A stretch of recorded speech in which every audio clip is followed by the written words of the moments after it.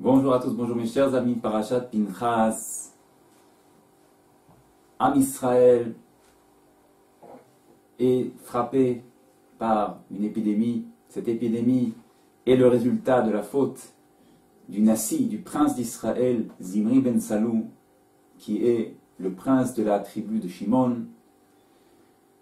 La faute, la provocation de ce Nassi, de cette grande personne.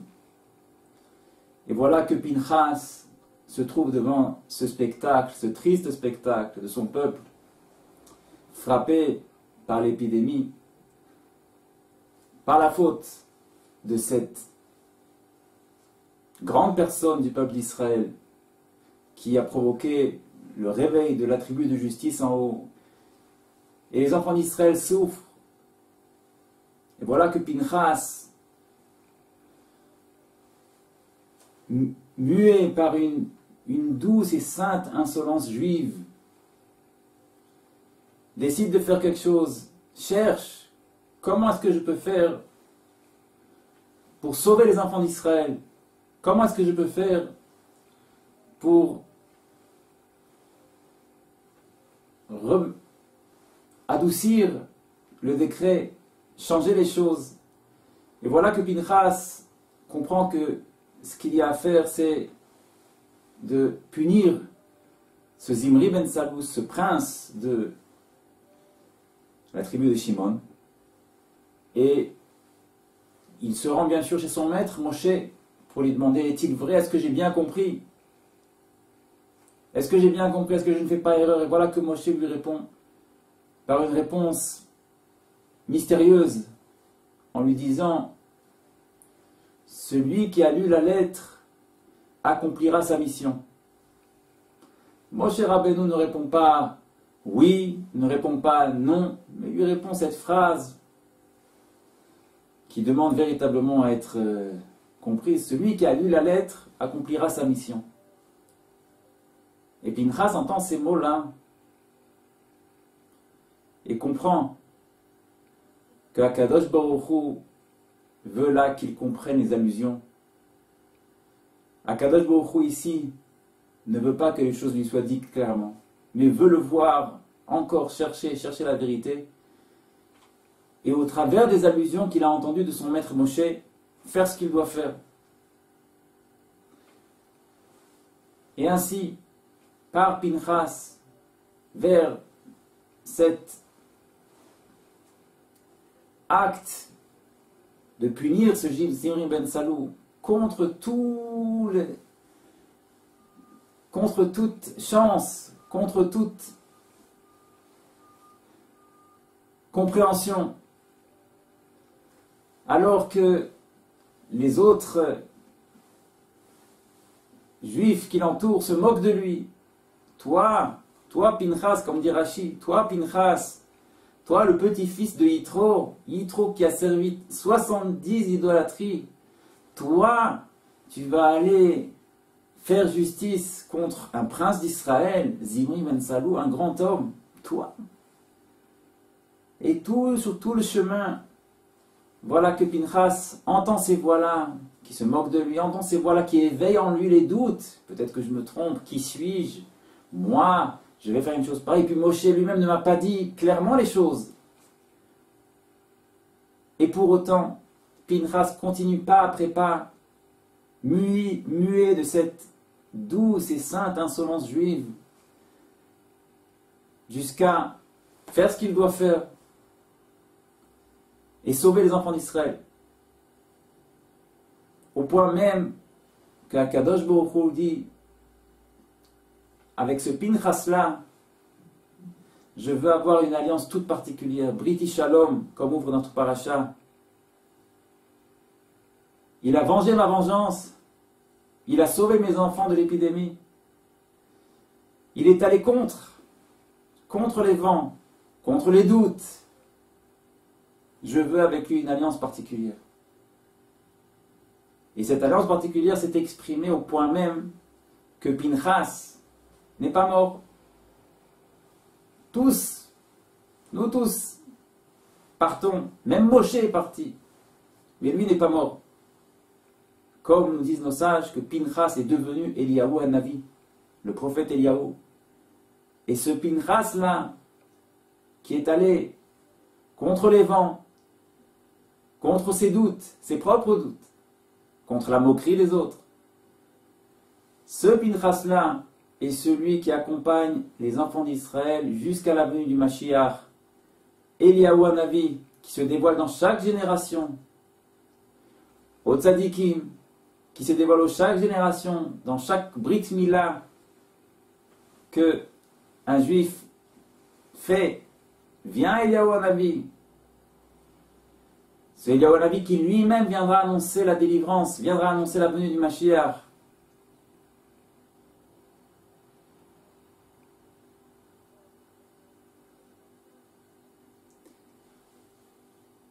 Nous devons apprendre de Pinchas, de cette paracha, qui bien sûr n'a pas été écrite comme une histoire parmi d'autres. La Torah, ce n'est pas un livre d'histoire. La Torah Kedosha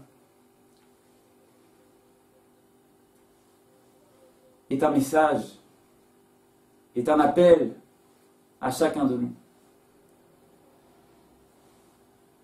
Pinchas vient nous apprendre quelque chose.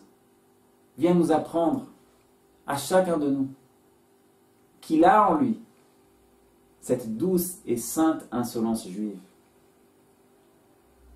Pinchas vient nous dire, dans la vie, il y a des doutes. Dans la vie, parfois, et bien souvent, on ne comprend pas le message.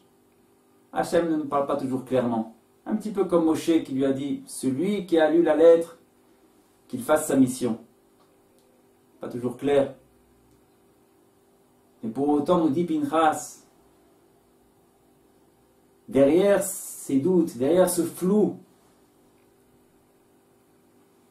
tu as en toi au fond de toi, la vérité, claire, mais il faut la chercher, et il faut cette douce insolence pour s'y attacher, envers et contre tout.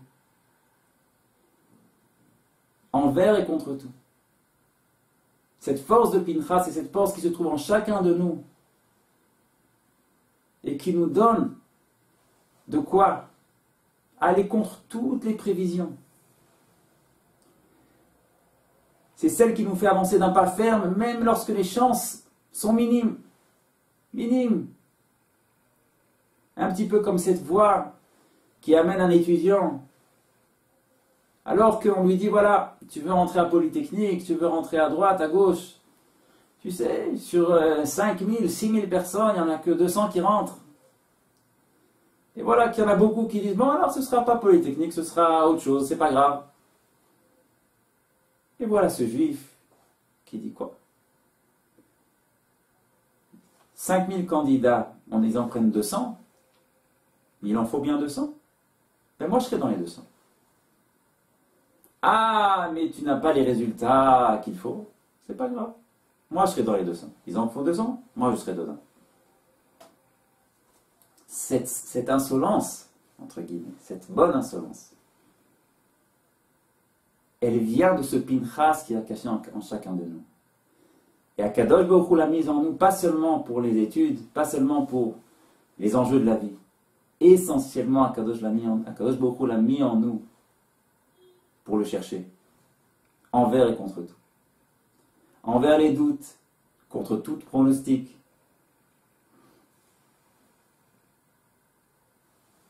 Moi, je vais me rapprocher d'Hachem.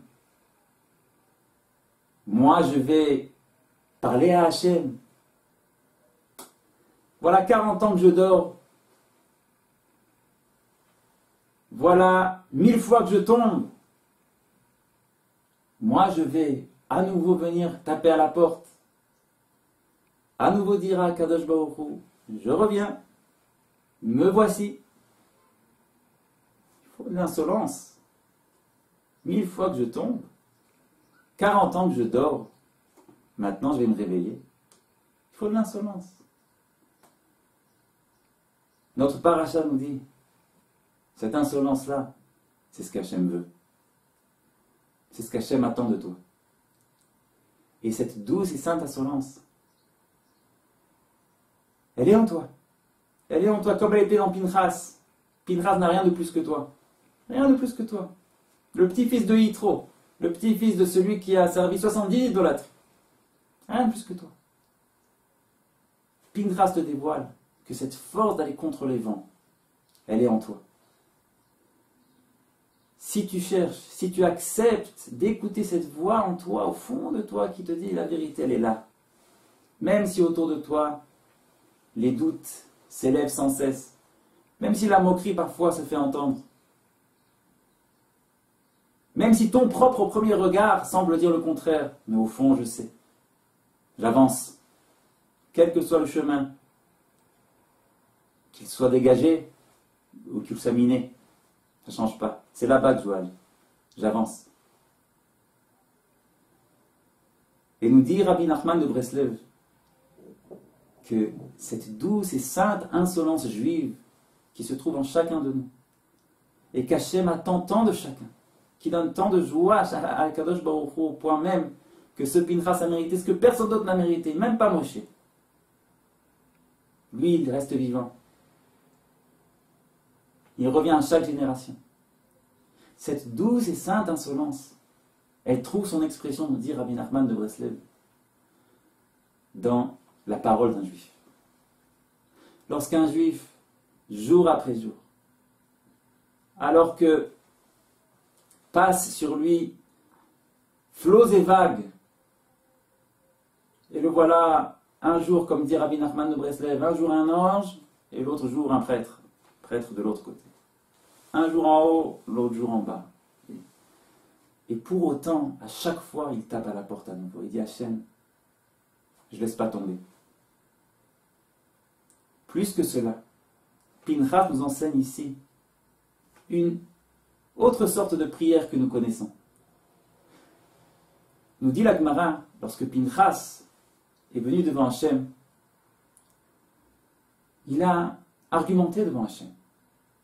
Il a dit à Hachem, ce prince-là va-t-il provoquer la mort de 24 000 juifs?